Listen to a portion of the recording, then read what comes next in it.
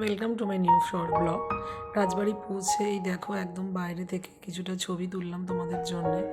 আর আমাদের যে রুমটা দেওয়া হয়েছিল সেটার বাইরে কি সুন্দর মানি প্লান্ট, সোনালি রোদ, নভেম্বরের রোদে দারুণ ঝলমল করছিল রাজবাড়ি। ব্যাস তারপরে ওয়েলকাম ড্রিঙ্কস নিয়ে কিছু কিছু সময় ঘরের ভেতরে রেস্ট করে তারপরে আমাদের প্রজাপতিরা সবাই বেরিয়ে পড়েছিল পুরো রাজবাড়ি ভ্রমণ করতে। বিভিন্ন আনাচে কানাচে কোনো জায়গায় কেউ বাদ দেয়নি, সবাইকে এত সুন্দর লাগছিল মানে কি বলবো। অনন্যাদির তো এই মানে শাড়ি আর এই মাথার ডালিয়া তো পুরো হিট হয়ে গিয়েছিল। সবাই সবার মতো সিঙ্গেল, সমস্ত গ্রুপ, কিছু এখানে রয়েছে কিছু অন্যদিকে, সবাই সবার মতো করে ফটো তুলছিল। সবাইকেই এত সুন্দর লাগছিল, মানে মনে হচ্ছিল এই বলছে আমায় দেখ, ও বলছে আমাকে দেখ।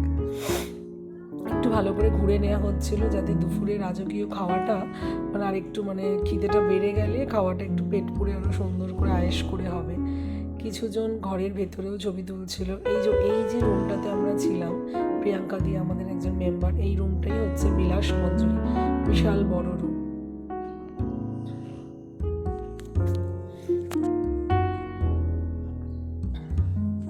এটা মাড হাউসের দিকটাতে, এইখানটাই হচ্ছে মন্দিরটা যেখানে সন্ধ্যা আরতি হয়, মানে ওদের যেটা দেবতার মন্দির।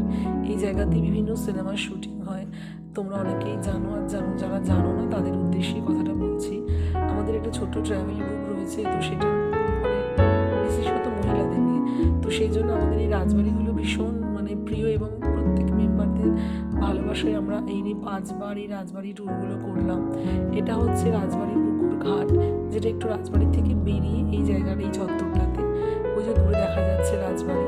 এখানে কিছু মাড হাউস রয়েছে, যেটা পরবর্তীকালে যখন এখানে বাইরের লোকেদের থাকার জন্য ব্যবস্থা করা হয়েছে তখন এগুলো তৈরি করা হয়েছে। ওগুলো একটু দূরে, কিন্তু রাজবাড়ি ভাইবস পেতে গেলে রাজবাড়ির রুমগুলোতেই থাকলে আমি মনে করি ব্যক্তিগতভাবে তবেই বেশি ভালো লাগবে। বাকি যার যার চয়েস। এই যে এটা হচ্ছে আমাদের ওই সামনেটা যে রুমটা নিয়েছিলাম, যে রুম দুটো উইথ আলাদা একটা মানে সেট আপ, তার বাইরেটা এই যে সব দোলনা টোলনা চড়ছে, এগুলো হচ্ছে মাড হাউসের ওইখানটাতে। খুব খুব সুন্দর, পরিবেশটা এত সুন্দর যে বলার ভাষা রাখে না। ওই রকম একটা জায়গায় যে এখানে পৌঁছালেই মনে হবে আমরা 300-400 বছর পেছনে চলে এসেছি।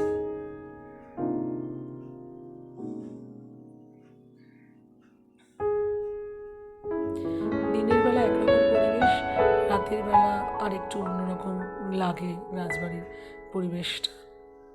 এই হচ্ছে সব সিঙ্গেল ফটো সেশনও চলছে। মন্দিরটা এখন বন্ধ, সন্ধেবেলা সকালে হয়ে যায় পুজো, আর সন্ধেবেলা খোলা হয় সন্ধ্যা আরতির জন্য। আমরা সন্ধ্যা আরতি দেখেই ফিরেছিলাম। এই যে কিছু সব লাইন দিয়ে দাঁড়িয়ে ফটো সেশন করছে, একটা অন্যরকম এবং ভীষণ ওয়েল মেনটেন, ভীষণ ওয়েল মেনটেন। এনারা সব রকম ভাড়াই দেয়, মানে যারা প্রি ওয়েডিং করতে চাইবে তারা যেতে পারো, যারা ভ্লগিং করতে চাইবে ওখানে গিয়ে তারা যেতে পারো। এই যে সুরিতাদি, কি সুন্দর পুকুর ঘাটটা, দারুণ লাগছে। ওই যে রাজবাড়ি দেখা যাচ্ছে, রাজবাড়িতে নয় অ্যাকচুয়ালি জমিদার বাড়ি, মানে এনারা অ্যাকচুয়ালি বর্গী ছিল, ওরা মারাঠা থেকে এসেছিল।